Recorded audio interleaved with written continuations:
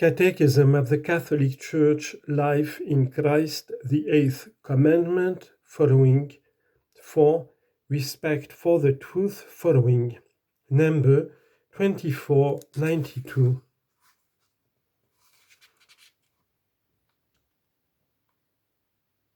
Everyone should observe an appropriate reserve concerning persons' private lives.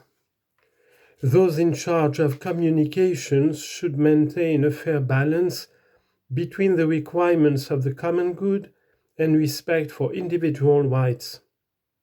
Interference by the media in the private lives of persons engaged in political or public activity is to be condemned to the extent that it infringes upon their privacy and freedom.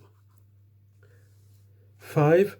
The use of the social communications media. Within modern society, the communications media play a major role in information, cultural, promotion, and formation.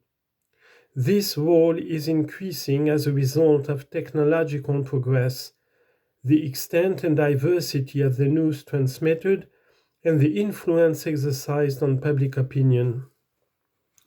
The information provided by the media is at the service of the common good. Society has a right to information based on truth, freedom, justice, and solidarity.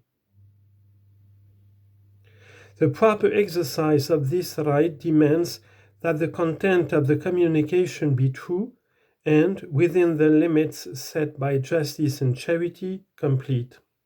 Further, it should be communicated honestly and properly. This means that in the gathering and in the publication of news, the moral law and the legitimate rights and dignity of man should be upheld. It is necessary that all members of society meet the demands of justice and charity in this domain.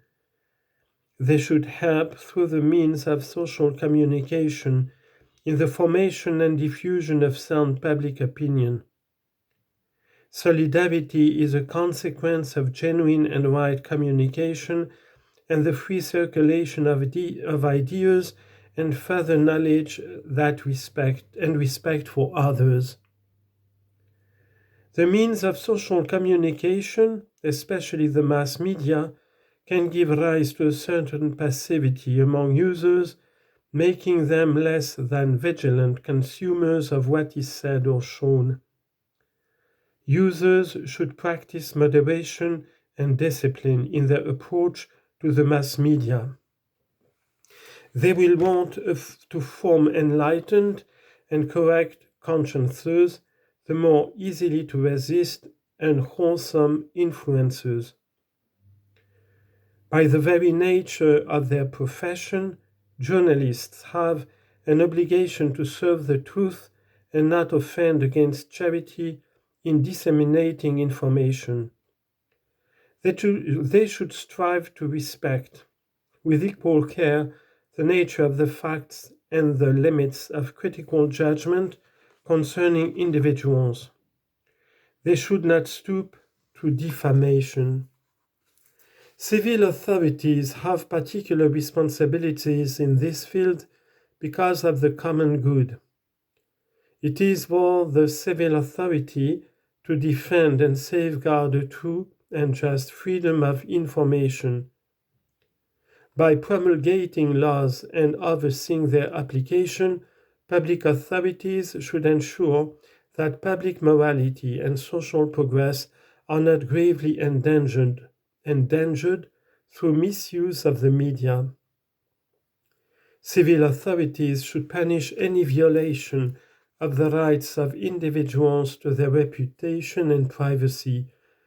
They should give timely and reliable reports concerning the general good or respond to the well-founded concerns of the people. Nothing can justify recourse to disinformation for manipulating public opinion through the media. Interventions by public authority should avoid injuring the freedom of individuals or groups.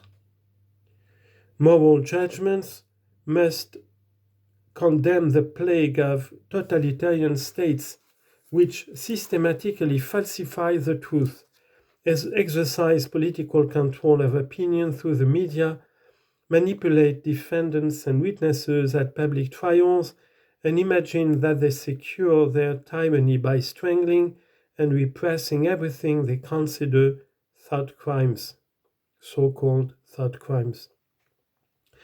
6. Truth, beauty, and sacred art. The practice of goodness is accompanied by spontaneous spiritual joy and moral beauty. Likewise, truth carries with it the joy and splendor of spiritual beauty. Truth is beautiful in itself. Truth in words, the rational expression of the knowledge of created and uncreated reality, is necessary to man, who is endowed with intellect. But truth can also find other complementary forms of human expression, above all, when it is a matter of evoking what is beyond words, the depth of the human heart, the exaltations of the soul, the mystery of God. Even before revealing himself to man in words of truth, God reveals himself to him through the universal language of creation, the work of his word, of his wisdom, the order and harmony of the cosmos, which both the child and the scientist discover. Quote from the Book of Wisdom: "From the greatness and beauty of created things comes a corresponding perception of their Creator, for the author of beauty created them." Wisdom chapter 7, verse 25 to 26. And another quote from the Book of Wisdom: "Wisdom is a breath of the power of God and a pure emanation of the glory of the Almighty. Therefore, nothing defiled gains entrance into her, for she is a reflection of eternal light, a spotless mirror of the working of God, and an image of his goodness.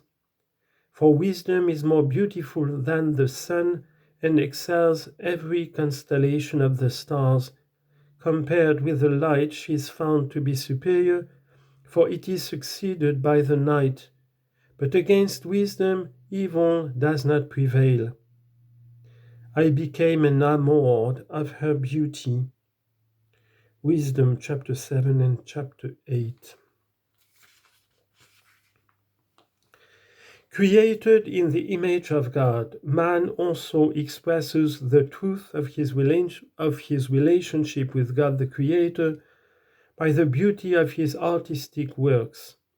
Indeed, art is a distinctively human form of expression. Beyond the search of the necessities of life which is common to all living creatures, art is a freely given superabundance of the human being's inner riches, arising from talent given by the Creator and from man's own effort. Art is a form of practical wisdom, uniting knowledge and skill to give form to the truth of reality in a language accessible to sight or hearing. To the extent that it is inspired by truth and love of beings, art bears a certain likeness to God's activity in what he had created. Like any other human activity, art is not an absolute end in itself, but is ordered to and ennobled by the ultimate end of man.